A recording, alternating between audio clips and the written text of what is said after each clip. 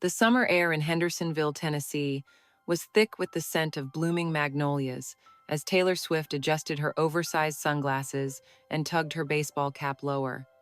She was back in her hometown, a place she hadn't visited in years, slipping through the quiet streets in an unassuming rental car.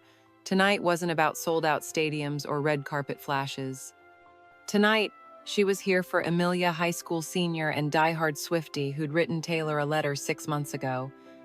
The letter, tucked into a package with a handmade bracelet, had arrived at Taylor's Nashville office. Emily's words were raw, vulnerable. She'd battled anxiety and bullying through high school, finding solace in Taylor's music. Her dream was to have Taylor witness her walk across the graduation stage, a moment of triumph after years of struggle. Taylor, touched by the sincerity, had decided to make it happen incognito. The Hendersonville High School gym was packed, the air buzzing with anticipation. Folding chairs lined the floor, filled with proud parents and restless siblings. Taylor slipped in through a side door, dressed in a plain navy dress and sneakers, her blonde hair tucked into a messy bun. She found a seat in the back row, blending into the crowd. The principal's voice boomed through the microphone, welcoming everyone to the class of 2025 commencement. Taylor scanned the program, spotting Emily's name. Emily Harper. She smiled, remembering the bracelet now resting on her wrist, hidden under her sleeve.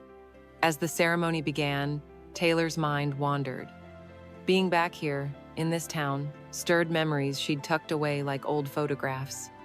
Hendersonville was where she'd grown up, where she'd strummed her first chords, where she'd felt both invincible and painfully out of place. High school hadn't been easy for her either. Her dreams of music often made her a target, a weirdo with a guitar who didn't quite fit. But there was one person who'd made those years bearable: Miss Clara, her English teacher. Clara Thompson wasn't just any teacher. She was the kind of soul who saw through the noise of adolescence to the heart of a kid's potential. When Taylor was 15, drowning in self-doubt after a talent show where classmates had snickered at her original songs, Clara had pulled her aside. "Your words matter, Taylor," she'd said, her voice steady, her eyes kind. "They're your power. Don't let anyone dim that." Clara had encouraged her to keep writing, slipping her poetry books and jotting notes in the margins of her essays. "Keep going. Your voice is enough." Those words had been a lifeline, fueling Taylor's resolve to chase her dreams. When she signed her first record deal at 16, Clara was the first teacher she'd told.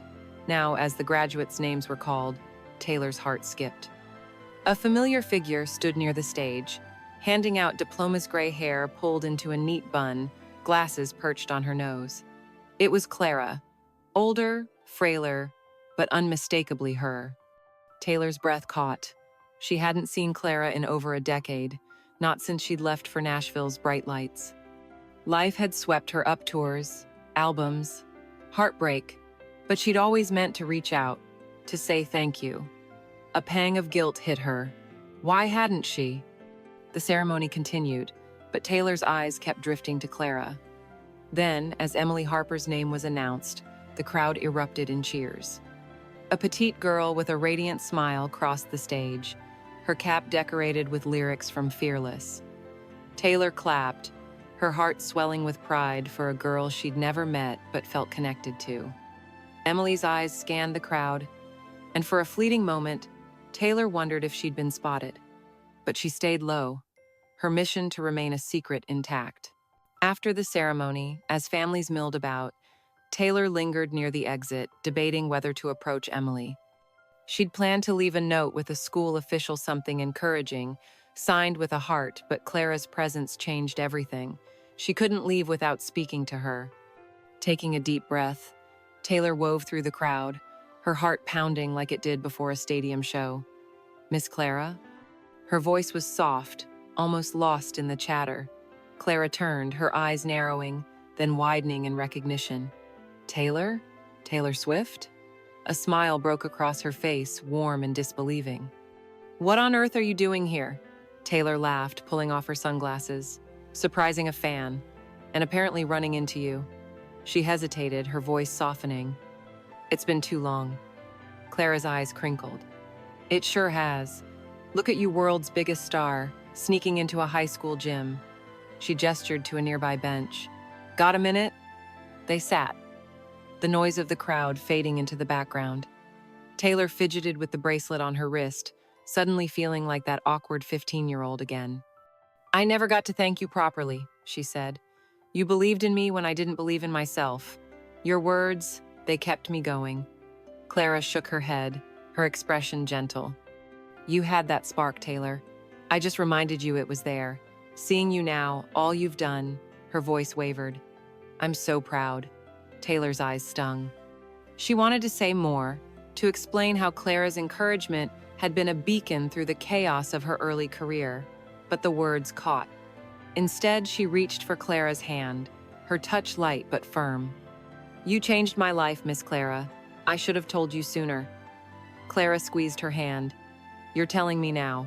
That's enough. She paused, her gaze distant. I'm retiring this year. Been a long road teaching kids like you. But you were special. The weight of the moment hit Taylor hard. She thought of Emily, of how her own music had become someone else's lifeline, just as Clara's words had been hers. It was a chain of inspiration, linking past to present. Can I ask you something? Taylor said. There's a girl here, Emily Harper. She's why I came. She's been through a lot, and I want to do something for her. Any chance you know her? Clara's face lit up. Emily? Oh, she's a gem. Writes poetry that'd make you cry. Reminds me of you, actually. She pointed toward a group of students near the stage. That's her, in the blue dress.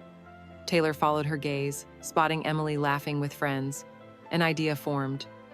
Miss Clara, want to help me pull off a little surprise? Minutes later, Taylor and Clara approached Emily, who was taking photos with her family.